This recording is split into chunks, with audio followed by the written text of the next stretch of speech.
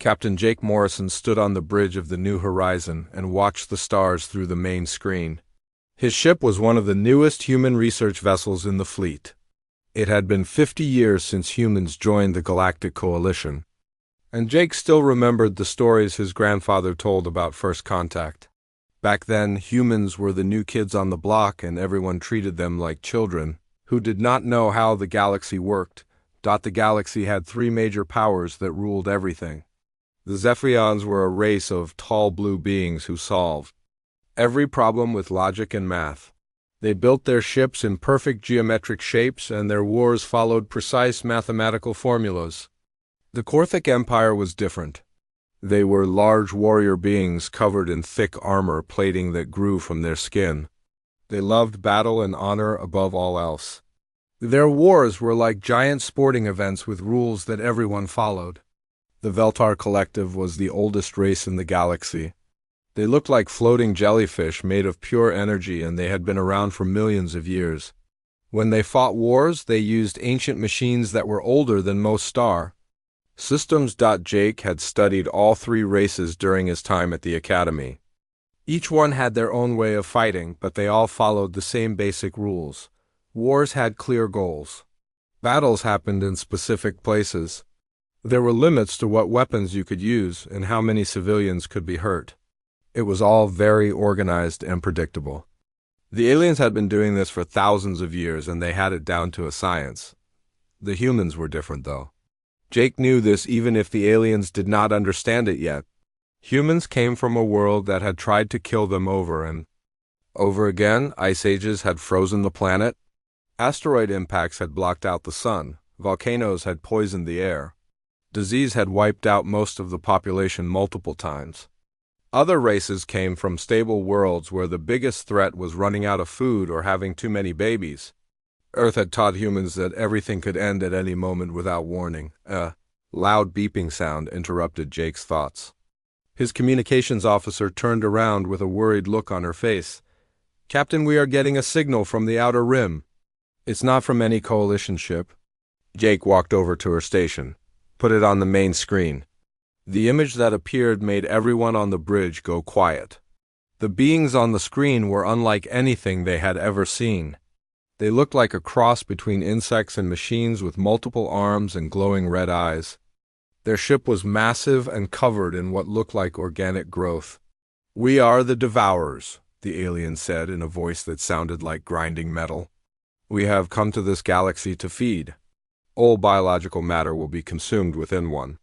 Solar cycle. Resistance is futile. Prepare for harvest." The transmission ended and the bridge was silent for a long moment. Jake's first officer was a young woman named Susan Gray who had never seen real combat before. "Captain, what do we do?" Jake was already moving toward his command chair. "Send word to Coalition Command immediately. Tell them we have a code black situation, then get me Admiral Karen Blake on priority channel." Within hours, the Emergency Coalition Council was meeting on the capital world of Zentara Prime.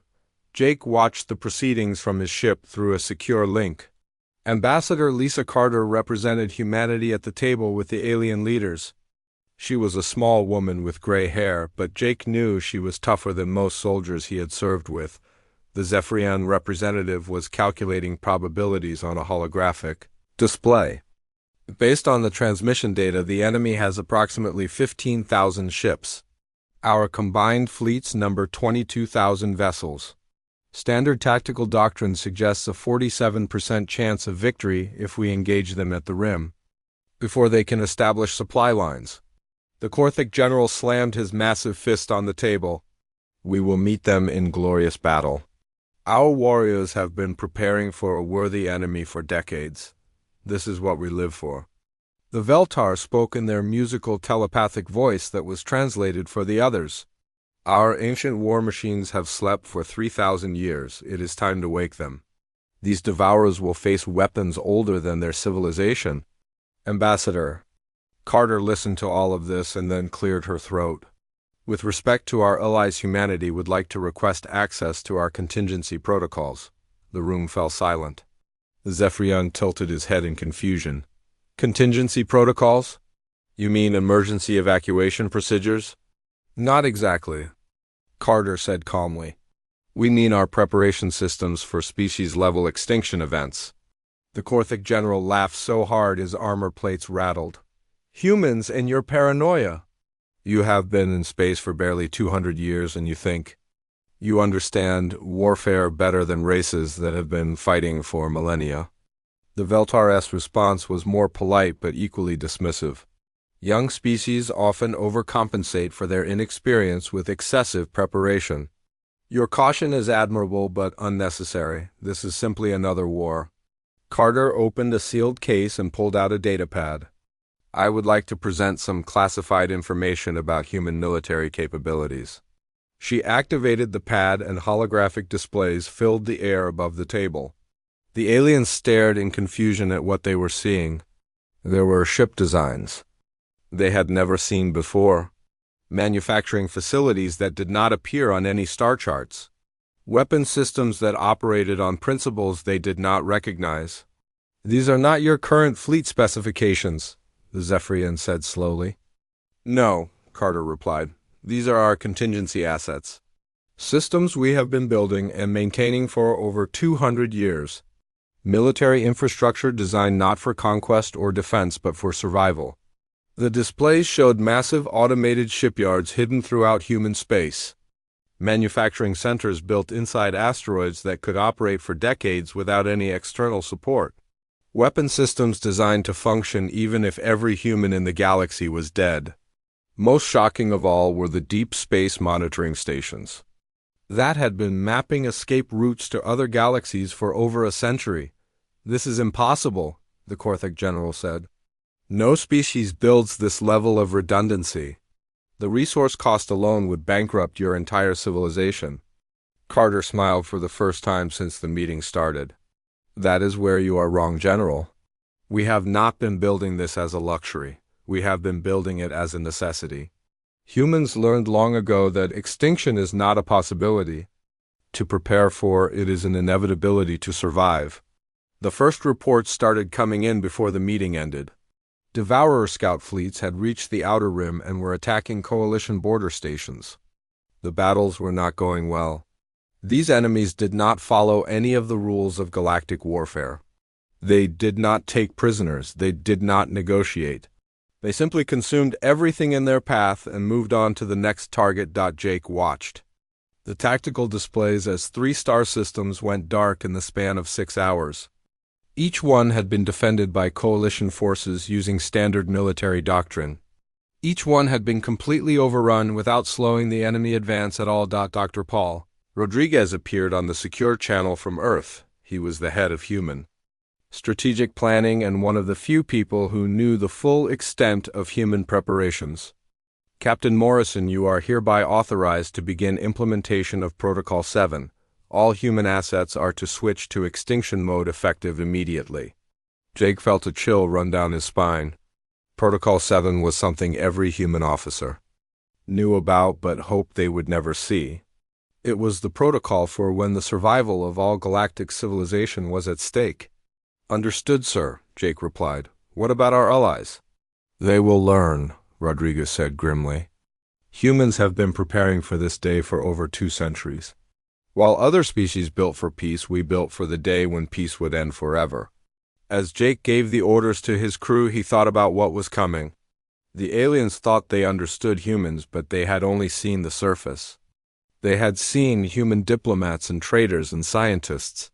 They had never seen what humans became when they truly believed that everything they cared about was about to die. The Devourers were about to learn what happened when you threatened species that had been preparing for extinction since before they left their homeworld. They were going to discover that humans did not just prepare for war. They prepared for the end of everything, and they prepared to make sure that something would survive even that.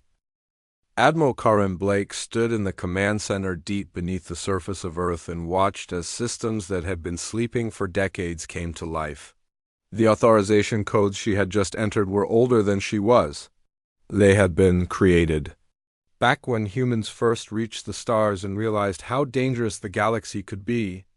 Red lights turned green one by one as ancient machines awakened from their long sleep. 3 more star systems had fallen to the Devourers in the past week. The Coalition fleets were fighting bravely, but their weapons barely scratched the enemy. Ships, every battle report told the same story. The Devourers would arrive in overwhelming numbers and simply convert everything they touched into more of themselves.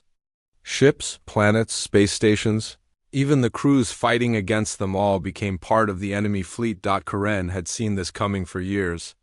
Not the Devourers specifically, but something like them. Humans had learned from their own history that extinction events came in many forms. Sometimes it was asteroids from space. Sometimes it was diseases that spread faster than you could cure them. Sometimes it was ice ages that lasted for thousands of years. The one thing they all had in common was that they came without warning, and they did not follow any rules. Commander Ryan Phillips was standing at the main control panel watching readouts from across human space. He was a tall man with graying hair who had spent his entire career preparing for this day. "Admiral, the Titan Project shipyards are coming online. We should have the first wave of vessels ready within 72 hours. Karen nodded and walked over to look at the displays. The Titan Project was something the aliens had never suspected existed. Hidden throughout human space were massive automated shipyards built inside asteroids and dead moons. They had been constructed over the past century using resources that officially did not exist. Each one could build ships, using nothing but raw materials from space debris. The ships they built were unlike anything the Coalition had ever seen. Where alien vessels were designed for specific tactical roles, human ships were built for independence. Each one carried complete manufacturing facilities that could build replacement parts or even entire new ships given enough time and materials. They had hydroponics bays that could feed crews for decades. They had medical facilities that could treat any known disease or injury. Most importantly, they had memory banks that contained the complete technological knowledge of human civilization. "What about the Genesis archive?" Karen asked. Engineer Amanda Foster looked up from her workstation. She was a young woman with short brown hair who had been working on the archive project for the past 5 years. "All primary nodes are active, Admiral. We have complete genetic samples from every species in the Coalition, along with their cultural databases and technological specifications. Even if entire civilizations are wiped out, we can restore them from the archive data." The Genesis Archive was perhaps the most ambitious human project that the aliens knew nothing about. While other species focused on protecting their current populations, humans had been secretly collecting genetic samples and cultural records from every race they encountered. They stored this information in hidden facilities scattered throughout the galaxy. The official reason was scientific research, but the real purpose was insurance against extinction. Karen walked to another console where Colonel Danny Wright was coordinating with human assets across the galaxy. He was a stocky man with a permanent scowl who had never trusted the alien governments. "Colonel, what is the status of our mapping operations?" "All survey data has been uploaded to the central database, Admiral. We have detailed resource assessments for over 40,000 star systems, including many that are not on official Coalition charts. Emergency supply caches have been established at 300 locations with full resupply capabilities." This was another secret that would shock the aliens if they knew about it. Every human trade mission, every diplomatic exchange, every scientific expedition had also been secretly cataloging resources and preparing fallback positions. Human traders had been mapping asteroid fields that could provide raw materials for centuries. Human diplomats had been identifying uninhabited worlds that could serve as refugee centers. Human scientists had been locating resources that could support large populations during extended crisis periods. The most shocking discovery would be that humans had been doing this not just in their own territory, but throughout the entire galaxy. Every time humans visited an alien world, they quietly assessed its potential as an emergency shelter. Every time they established trade relations with a new species, they studied their technology for potential survival applications. The aliens thought humans were just being friendly neighbors, but they had actually been preparing escape routes for everyone. Dr. Betty Shaw appeared on the main screen from the Deep Space Research Station at the edge of human territory. She was an older woman with silver hair who had been studying galactic history for decades. Admiral, I am transmitting the latest data from our intergalactic monitoring stations. The news is not good. The display showed sensor readings from deep space probes that had been launched over a century ago. They had been traveling toward nearby galaxies and sending back data about what they found. The readings showed that the Devourers were not just attacking this galaxy. They had consumed at least 3 other galaxies in the past 1,000 years, and they were moving in a systematic pattern across the universe. How long until they finish with our galaxy? Karen asked. Based on their current consumption rate, approximately 18 months, Admiral. They will have converted every star system within that time frame. Karen felt a cold weight in her stomach, but she did not let it show on her face. This was exactly the kind of scenario that humans had been preparing for since they first left Earth. While other species built their civilizations assuming they would last forever, humans had always known that everything ended eventually. Activate Phase 2 of the extinction protocols, she ordered. Phase 2 was something that even most humans did not know about. It involved assets that had been under construction in deep space for over 2 centuries. Ships that were designed not just to evacuate populations, but to preserve entire civilizations during extended periods in the void between galaxies. These vessels could operate independently for thousands of years while searching for new homes among distant stars. The most secret part of Phase 2 was that it included preparations for non-human species. While the aliens debated whether humans were paranoid or overcautious, the humans had been quietly planning for their survival too. Hidden manufacturing facilities had been producing evacuation ships designed specifically for alien biology. Emergency supply caches had been stocked with food and medical supplies for every known species. Genetic preservation systems had been modified to maintain alien DNA samples during extended deep space voyages. Captain Helen Torres was commanding one of the deep space construction platforms when her orders arrived. She was a middle-aged woman who had spent her career working on projects that officially did not exist. Begin immediate production of the refugee fleet. All alien biological requirements are to be given priority status. The refugee fleet was unlike anything that had ever been built before. Each ship was essentially a mobile civilization capable of preserving an entire species during migration to a new galaxy.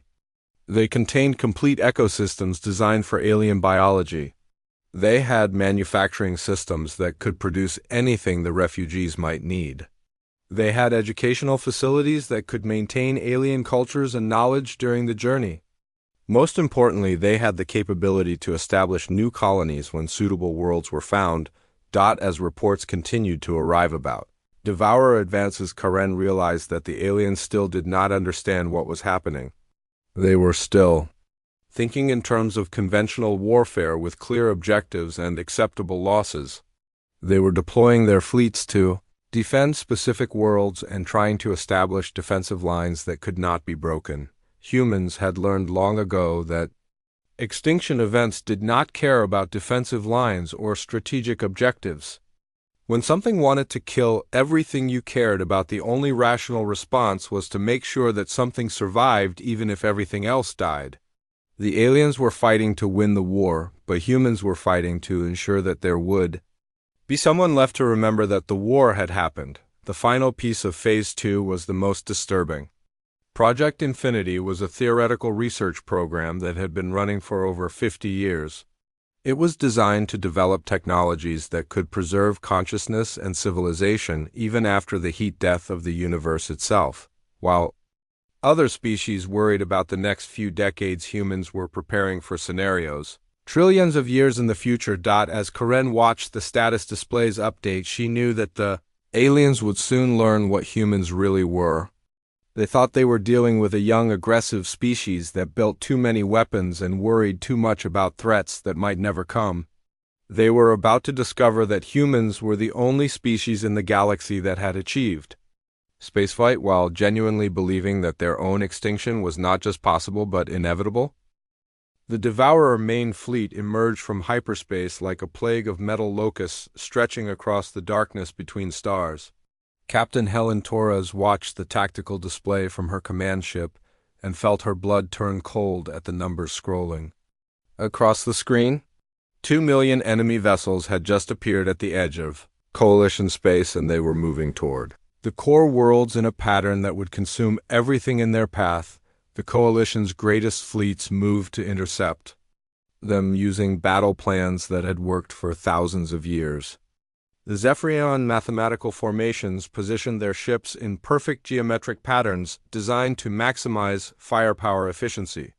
The Korthic warrior fleets charged forward in their traditional honor formations with their strongest ships leading the assault.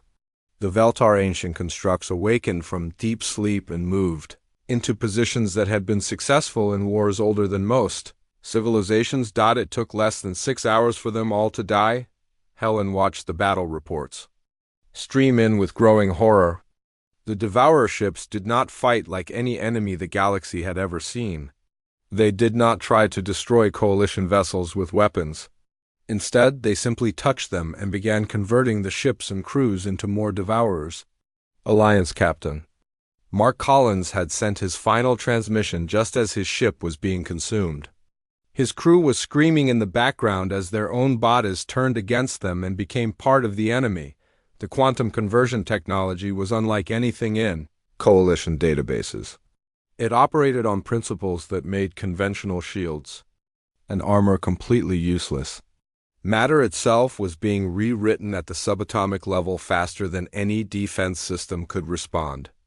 Within hours, the greatest military forces in galactic history had been absorbed into the enemy fleet, making the Devourers even stronger than before. General Frank Martinez was coordinating the human response from the military command center on Luna. He was a grizzled veteran who had been preparing for this scenario his entire career. All human fleets are to implement immediate evacuation protocols. We are not engaging the enemy directly. Our job is to buy time and preserve as many lives as possible. The alien governments were collapsing into panic as their homeworlds faced imminent destruction. Billions of civilians were trying to evacuate using whatever ships they could find, but most species had never planned for the complete abandonment of their civilizations.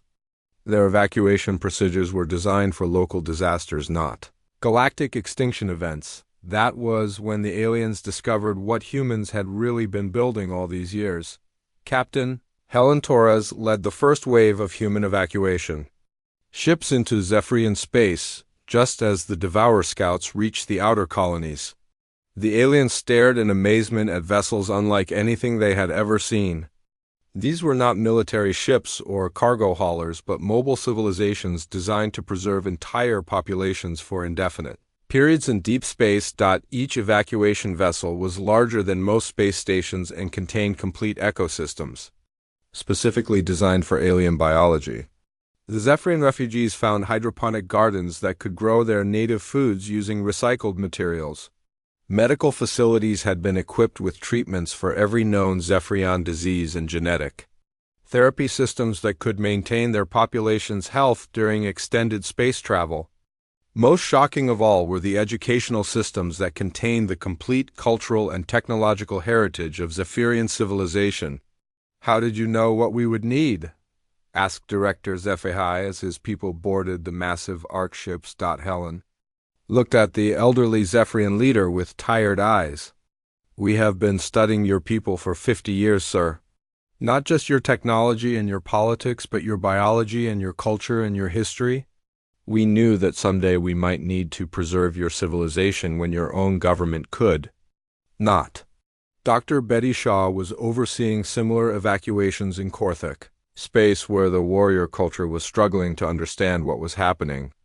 The Korthic had never retreated from battle in their recorded history, and the concept of abandoning their homeworlds was almost incomprehensible to them.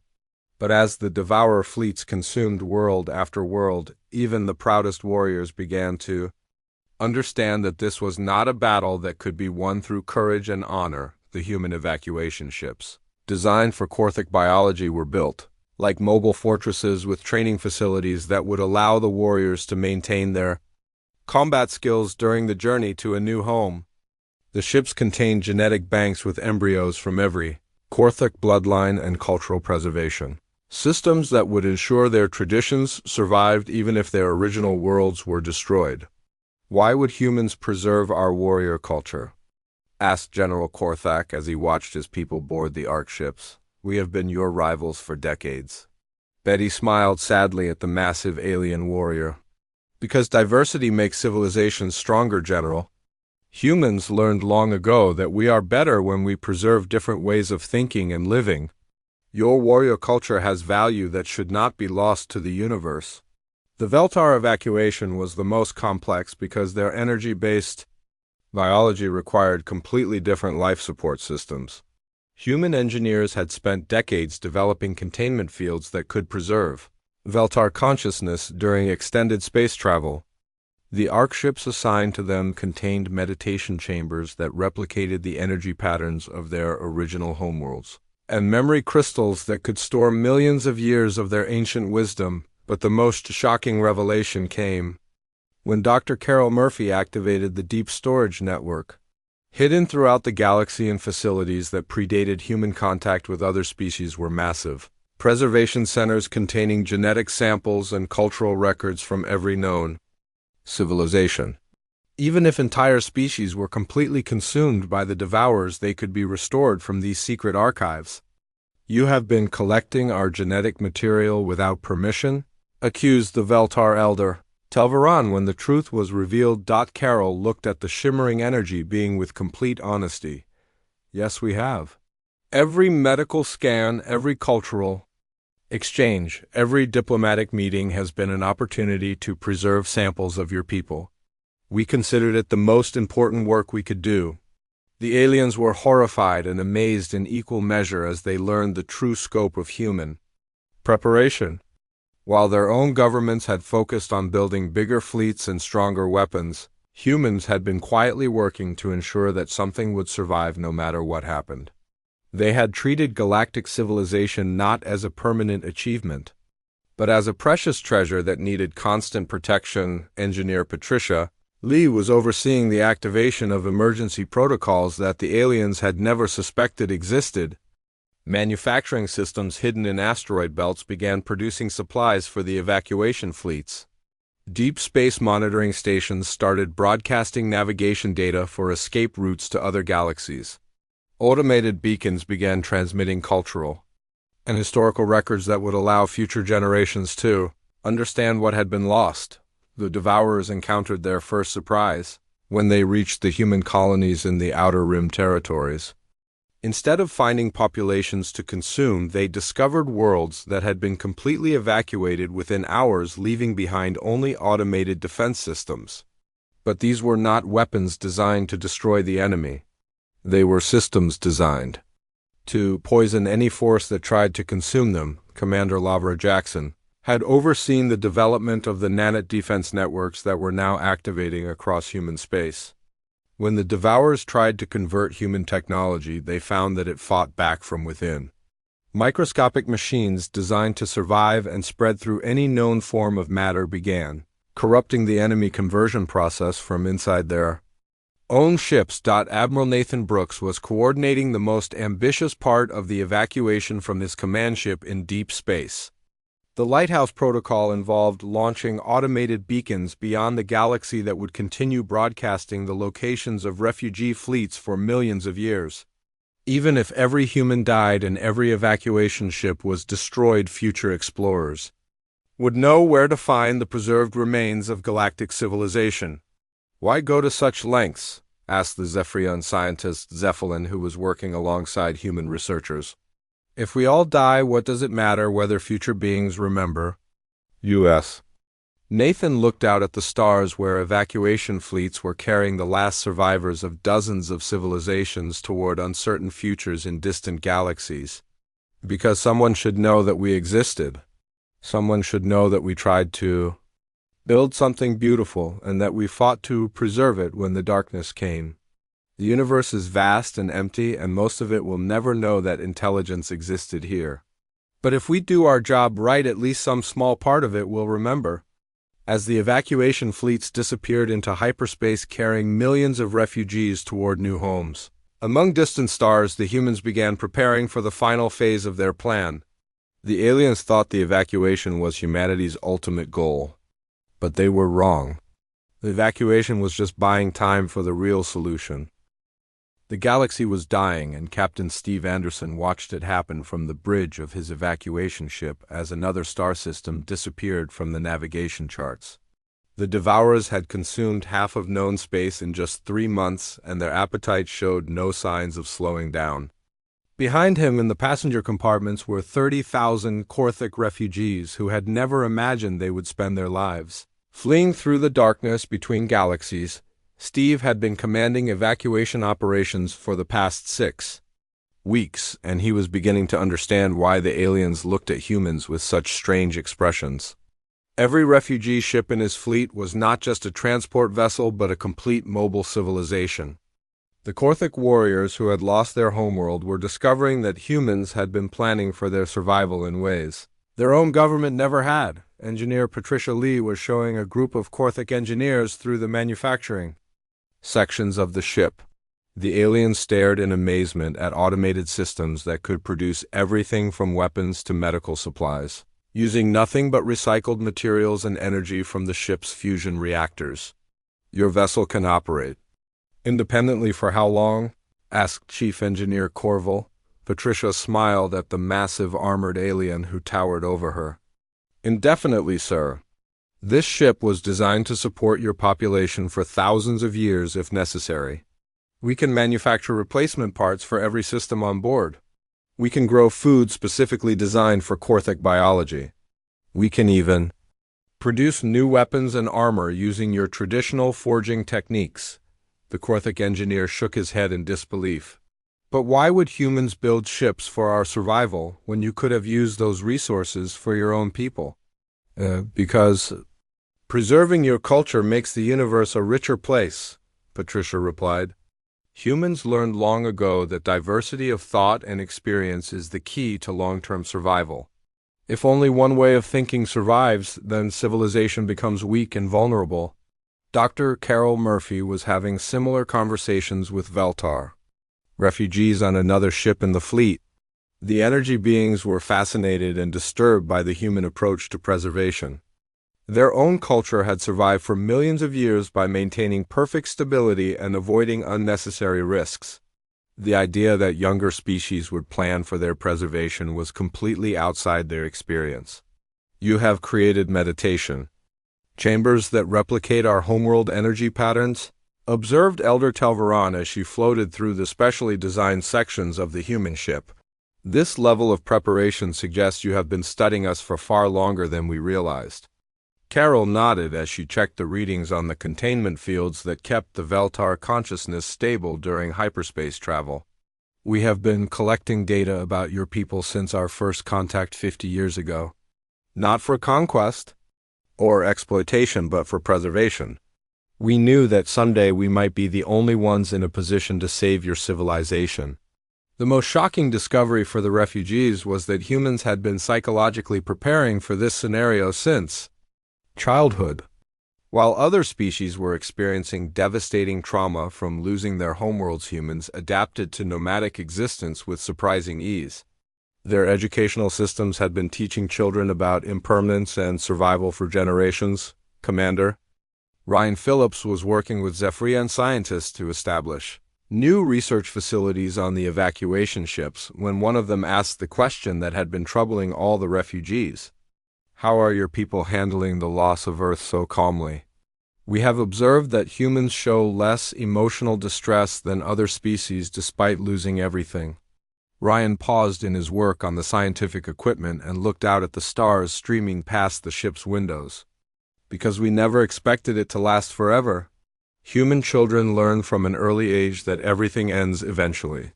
Our homeworld suffered multiple extinction events before we reached space.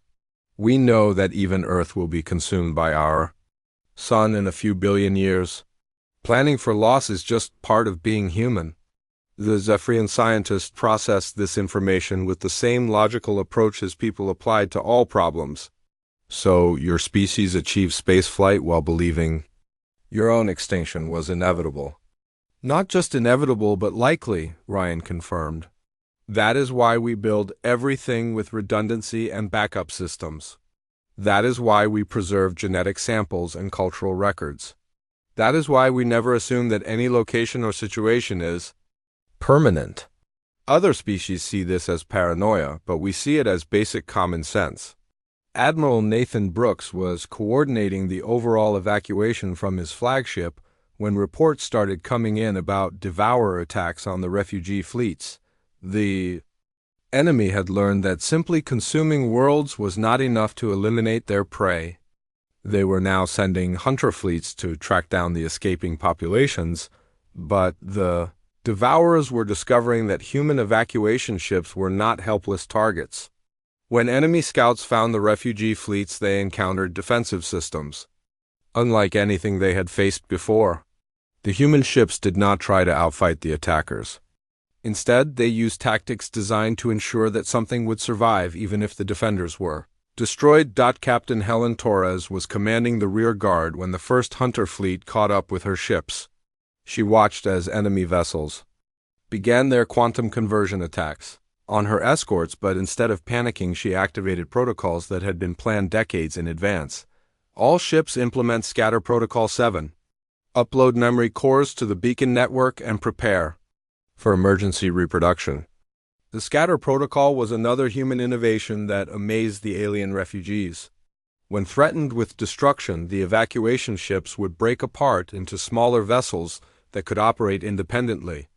Each fragment contained complete genetic and cultural preservation systems, along with manufacturing capability to rebuild the entire fleet given time and resources. Engineer Victor Adams was overseeing the activation of another human surprise that the devourers had not expected. As the enemy fleets consumed human colonies, they were discovering that the worlds they had captured were not actually dead. Hidden beneath the surface were automated systems that would spend the next million years slowly rehabilitating the destroyed ecosystems. "You poisoned your own worlds?" asked a Veltar observer who was monitoring the data from the consumed planets. Victor looked at the energy being with tired eyes. "We prepared them for restoration. Every human world that gets consumed contains nanite systems designed to break down the devourer conversion matrix from within. When the enemy finally moves on, those worlds will begin rebuilding themselves for future colonization." The aliens were beginning to understand that human preparation went far beyond anything they had imagined. While their own species had focused on building permanent civilizations, humans had been treating everything as temporary. Every building, every city, every world was designed with the assumption that it would eventually be destroyed and need to be rebuilt. Dr. Richard Stone was leading a team of xenorchaeologists who were making discoveries that shocked even the humans. As they analyzed data from the evacuation fleets, they found evidence of human preparation efforts that predated known history. "We have been doing this longer than we remember," he told the assembled refugee leaders. Some of these contingency systems were established by previous generations of humans who forgot to tell us they existed. Deep space monitoring stations that had been launched centuries ago were coming online and revealing escape routes to galaxies that human scouts had been mapping for longer than anyone realized. Manufacturing facilities built into asteroids were activating using technologies that current humans barely understood. Cultural preservation systems were broadcasting signals containing art and music and literature from civilizations that had never been contacted by the official human government. Captain Ellen Davis was commanding the lead ship of the largest refugee fleet when she received confirmation of humanity's most disturbing secret. The evacuation was not just preserving current galactic civilization. It was preserving every form of intelligent life that humans had ever encountered throughout their expansion into space. "How many species are we carrying that the Coalition never knew existed?" she asked Dr. Murphy during one of their planning meetings. Carol checked her records and shook her head in amazement.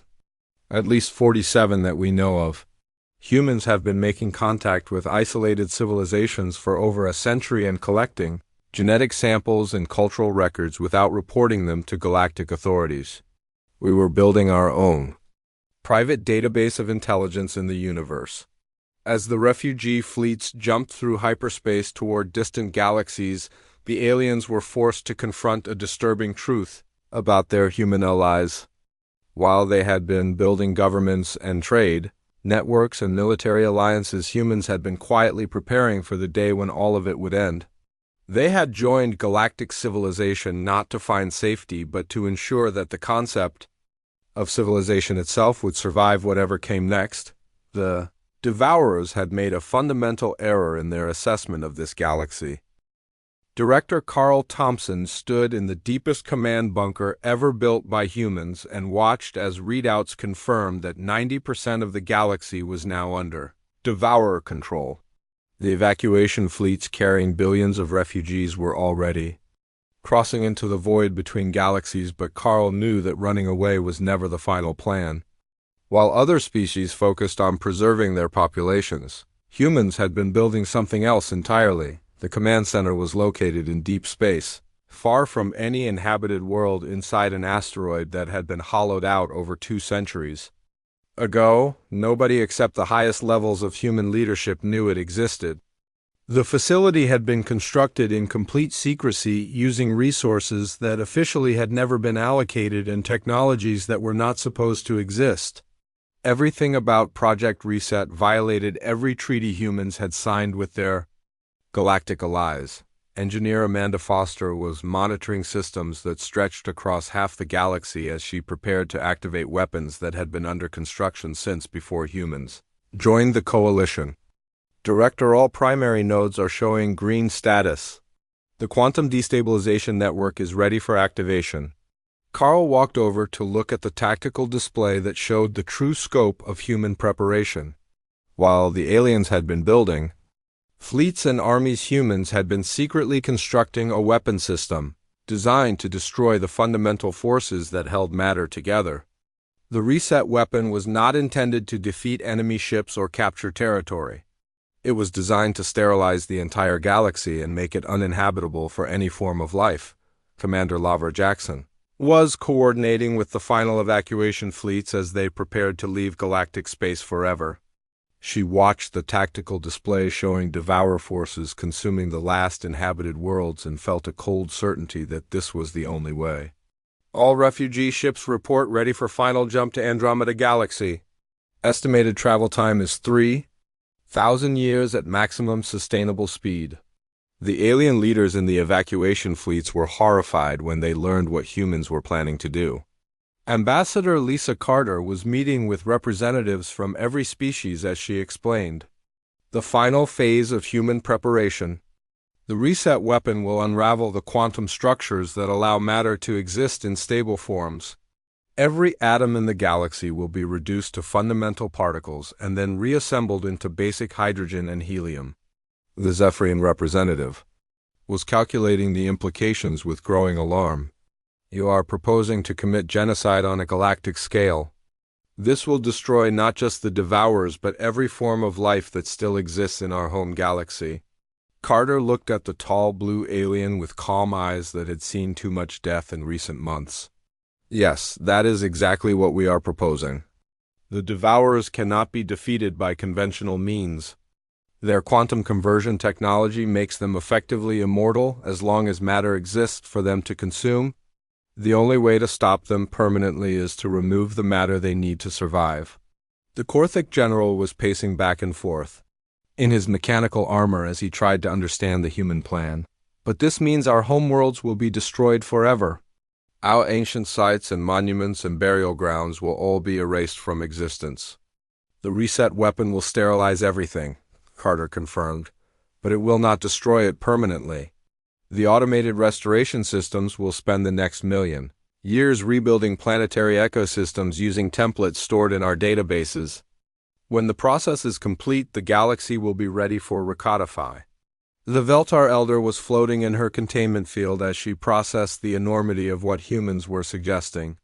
You built systems to restore an entire galaxy from Nothing. How is such a thing possible? Dr. Paul Rodriguez appeared on the communications screen from his research station. He looked exhausted but determined as he explained the technical details. We have been building the seed network for over 200 years. Automated systems hidden throughout the galaxy will survive the reset by existing in alternate dimensional space. They contain complete environmental templates for every known ecosystem plus genetic databases for every form of life we have encountered. The aliens were struggling to comprehend the scale of human planning. While they had been building, governments and trade networks humans had been preparing to literally rebuild their entire galaxy from scratch. The seed network represented technology that was centuries ahead of anything the coalition had developed. Engineer Victor Adams was overseeing the final preparations as quantum destabilization charges were armed throughout galactic space. Director, we are detecting massive Devourer fleet movements toward our position. They have identified the command center as a threat. Carl nodded as he watched enemy forces converging on their location. The Devourers had finally realized that humans were not just running away from them, but it was already too late to stop what was coming. Activate the reset weapon. Authorization code Omega-77. The weapon that fired was unlike anything that had ever been used in galactic warfare. Instead of destroying matter with energy, the reset system attacked the fundamental forces that held atoms together. Across the entire galaxy, quantum fields began to collapse as the basic structure of reality was systematically unraveled. The Devourers tried to fight back but found that their matter conversion technology was useless against an attack that targeted the quantum foundations of existence itself. Ships that had been consuming planets for months began to dissolve as their own quantum matrices became unstable. The biological and mechanical components that made up their hybrid nature separated into component particles and drifted apart. Captain Ellen Davis was commanding the last evacuation ship to leave galactic space when the reset wave caught up with them. She watched through the rear sensors as entire star systems dissolved into glowing clouds of elementary particles. All ships increase speed to maximum. The wavefront is expanding faster than predicted. The evacuation fleets barely escaped as the reset wave swept through the galaxy, destroying everything in its path. Behind them, their homeworlds and civilizations and histories all dissolved into atomic soup that glowed with the light of uncontrolled fusion reactions. The galaxy they had known was gone forever, but the humans had planned for this too. Dr. Richard Stone was monitoring the seed network activation from his laboratory ship as automated systems throughout the sterilized galaxy began their restoration work. The quantum stabilizers are coming online. Matter is beginning to reassemble into stable atomic structures. The restoration process has begun. The seed network revealed the final scope of human preparation. Every world that had been destroyed would be rebuilt using environmental templates that were more detailed than the original ecosystems. Every species that had been lost would be restored from genetic samples that had been collected over centuries. Every culture and civilization would be preserved in databases that could reconstruct their art and music and literature. Engineer Patricia Lee was analyzing the timeline for galactic restoration as the refugee fleets continued their journey toward Andromeda. Full ecosystem restoration will take approximately 1 million years. Planetary engineering will be complete in 500,000 years. The galaxy will be ready for recodify in 700,000 years. The aliens were beginning to understand that humans had not just survived the Devourer invasion. They had turned it into an opportunity to rebuild galactic civilization better than it had been before. The restored galaxy would have worlds that were more stable and ecosystems that were more resilient. Species that had been on the verge of extinction would be restored to healthy population levels. Most disturbing of all was the realization that humans had been planning this scenario for centuries. The reset weapon had not been built in response to the Devourer threat. It had been constructed as a contingency plan for any extinction-level threat that conventional weapons could not defeat. Admiral Nathan Brooks was reviewing the navigation data for their journey to Andromeda when he realized the most shocking truth about human preparation. We have already been here before. Our deep space probes detected devour activity in 3 other galaxies over the past century. This is not the first time we have had to evacuate and rebuild. The refugee fleets were not fleeing to unknown territory. They were returning to colonies that previous generations of humans had established as backup civilizations.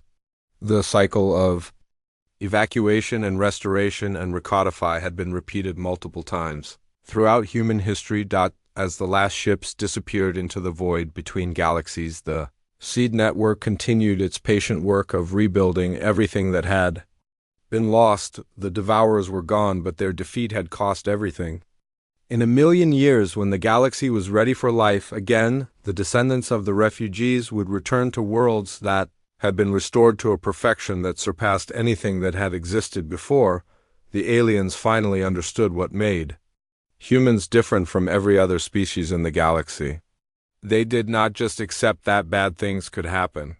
They planned for the worst possible outcome and then built systems to ensure that something would survive even that. They were the only species that had achieved interstellar travel, while genuinely believing that extinction was not just possible but inevitable. Captain Ellen Davis stood on the observation deck of the lead Orc ship and watched a new galaxy grow larger in the viewscreen as their 3,000-year journey finally neared its end.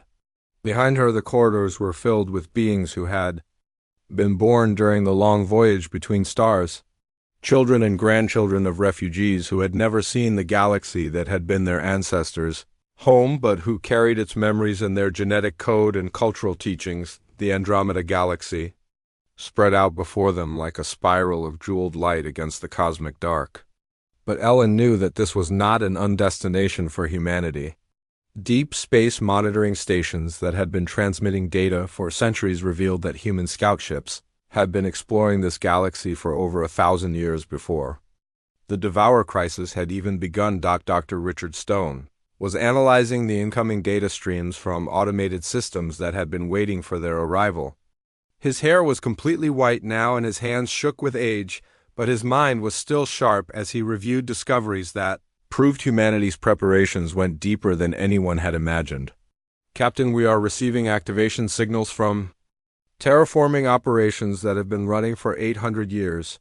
There are 17 worlds ready for immediate colonization.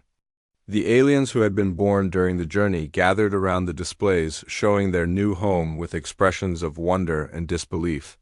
Young Zephyrians who had learned about their homeworld from archived cultural programs stared at planets that had been prepared specifically for their biology.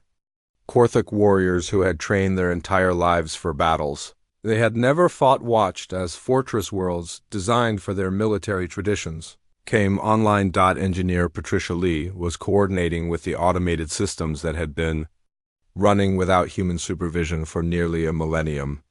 The advanced colonies report full operational status. Agricultural systems are producing food suitable for all known species. Manufacturing facilities are ready to begin production of anything we need. The New Earth orbital platform is prepared to serve as our capital. New Earth was not a planet but a massive space station that had been under construction since before the refugees had even left their original galaxy. It served as both a seat of government and a symbol of human philosophy. Unlike the permanent capitals that other species built, this station was designed to be mobile. If another extinction event threatened this galaxy, the entire government could pack up and move to the next refuge that humans had prepared. Ambassador Sharon Clark was establishing the new coalition government using political frameworks that had been developed specifically for post-extinction scenarios. She was the daughter of Lisa Carter, who had died during the long journey, but she carried her mother's determination to preserve democratic cooperation between species. The emergency constitution will remain in effect until all refugee populations have been settled and normal government functions can be restored. The emergency constitution was another example of human long-term planning that amazed the other species. While their own governments had been designed for stable conditions, humans had created political systems that could function during chaos. The document contained provisions for everything from resource allocation during crisis periods to procedures for rebuilding entire civilizations from genetic archives. Engineer Tony Martinez was overseeing the establishment of the first new cities on worlds that had been specifically prepared for refugee populations. Each settlement was built using architectural principles that emphasized mobility and redundancy. Every building could be disassembled and moved if necessary. Every infrastructure system had multiple backup options. Every community was designed to survive independently if it was cut off from the larger civilization. "Why do you build everything to be temporary?" asked a young Veltar named Velinari, who had been born during the journey and had never seen a permanent structure. Tony looked up at the energy being who floated beside him as he supervised construction robots. "Because permanence is an illusion. Everything ends eventually, so we build things that can be rebuilt easily. Our ancestors learned that it is better to plan for loss than to pretend it will never happen." The most shocking discovery came when Dr. Carol Murphy began analyzing the genetic archives that had been preserved during the journey. The refugee fleets had not just carried the DNA of species from their original galaxy. They contained genetic samples and cultural records from civilizations that had never been part of the coalition. "How many intelligent species have humans encountered throughout history?" asked Elder Telvaran as she reviewed database entries for creatures she had never heard of. Carol smiled as she showed the Veltar leader records that stretched back centuries before first contact with the coalition. "We estimate at least 300 separate civilizations. Most of them were small isolated groups that never developed interstellar travel. Humans have been collecting their genetic material and cultural information for preservation purposes since we first left Earth." The revelation that humans had been secretly cataloging and preserving intelligence throughout the galaxy forced the other species to confront an uncomfortable truth. While they had been focused on building their own civilizations, humans had been treating the entire concept of intelligence as a precious resource that needed protection. They had appointed themselves guardians of consciousness itself. Captain Steve Anderson was leading the first return mission to their original galaxy when sensors detected something that should have been impossible. The seed network restoration was proceeding ahead of schedule, and some worlds were already showing signs of basic life. How is this possible? The projection said restoration would take 1,000,000 years. Engineer Victor Adams was analyzing the data from automated systems that had been working for the past 3,000 years. "The quantum reconstruction process is more efficient than we predicted. The seed network has been learning and improving its techniques. Some ecosystems could be ready for recodify within 50,000 years instead of 1,000,000. But the most profound discovery was that humanity's preparations went beyond even what the current generation knew about. Deep space archaeological teams found evidence of previous evacuation cycles that predated recorded human history. The pattern of exodus and restoration and return had been repeated multiple times over tens of thousands of years. We have been doing this since before we had written language, Dr. Stone told the assembled leaders as he presented his findings. Humans have been preparing for extinction and rebuilding from it for longer than our current civilization has existed. This is not an emergency response. This is what we are. The alien populations were beginning to understand that they had not just been rescued by humans. They had been adopted into a cycle of survival that was older than their recorded histories. Humanity did not build civilizations that lasted forever. They built systems that could recreate civilization after it had been destroyed. As the new colonies grew and prospered, the refugees discovered that humans were already preparing for the next extinction event. Deep space monitoring stations were being launched toward other galaxies. Genetic archives were being established in multiple locations. Contingency plans were being developed for threats that had not yet been discovered. Admiral Nathan Brooks was reviewing the long-term strategic plans when he realized the ultimate scope of human preparation. Project Eternity was still operational and expanding. The theoretical framework for preserving consciousness beyond the heat Death of the universe had been refined during the 3,000-year journey and was now being implemented on a galactic scale. "You are preparing for the end of the universe itself," observed the Zephyrian scientist HFY. As he studied the technical specifications, Nathan nodded as he looked out at the stars of their new home. "The universe will not last forever. Entropy will eventually convert all matter into basic particles, and all energy will dissipate into background radiation. When that happens, every form of consciousness will die unless someone has prepared alternatives." The aliens finally understood what made humans truly alien. They were the only species that had achieved space travel while genuinely believing that everything was temporary. They did not build for permanence because they knew that permanence was impossible.